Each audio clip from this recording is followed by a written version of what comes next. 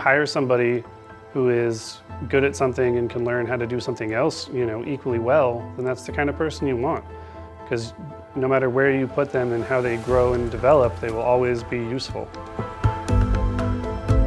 It's important to find people that have that willingness and that drive to learn and take on more responsibility and get better at something.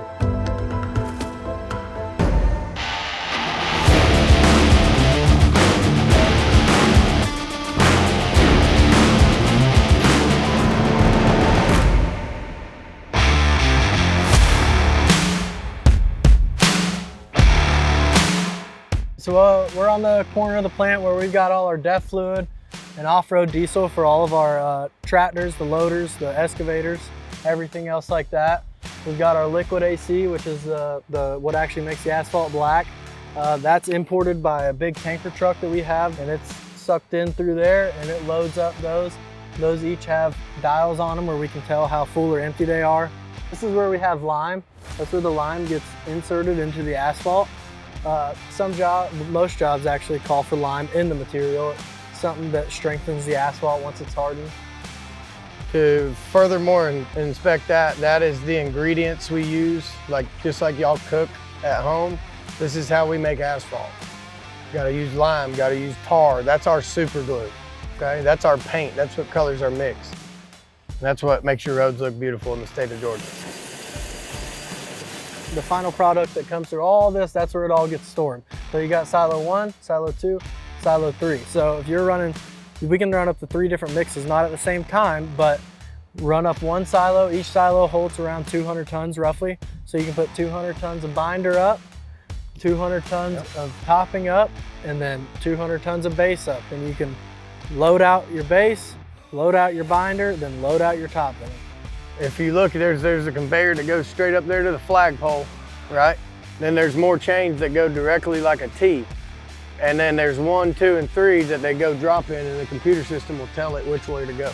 If you're wondering how the drivers communicate and know which silo to go under or know when it's their turn for that company to load out, there's CB radios inserted in all the trucks and in our plant. And there's a channel on the gate, if not the scale house, that tells you what channel we're running. So that way we can communicate with our drivers. If they're hauling stockpile, they need to dump in the 67s, they need to dump in 89s. If they got sand, we got to tell them, okay, you're going to go right here. So this is the final process conveyor feeding system that we have in our plant. This is where you really get to see what it costs to fire up a plant. At the beginning of the process of making the asphalt, this little spout right here will be opened, and the plant operator is going to watch his material come through this big heating drum that's mixing everything together, and it's going to come out there, but it's going to drop out right here in a loader bucket or just on the ground until you get that nice black looking material. And you'll see probably around 1 loader bucket full, if not a little less or more, worth of all that virgin material and all that material we just crushed. You get to see all that go to waste right there. And that's why it's not often you find a plant that'll start up for 1 load of asphalt or half a load or 1 ton, because of what it truly costs to start a plant up. You've got waste to start and cut off.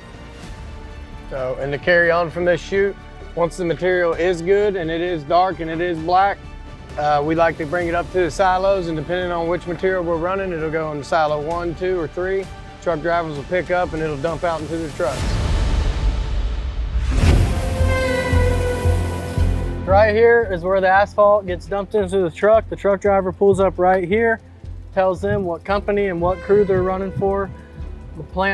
The scale house guy will tell them which silo to pull up, and these air actuated levers will open up and dump the asphalt inside the truck, pull up a little bit. Most dual tandem trucks get 2 dumps.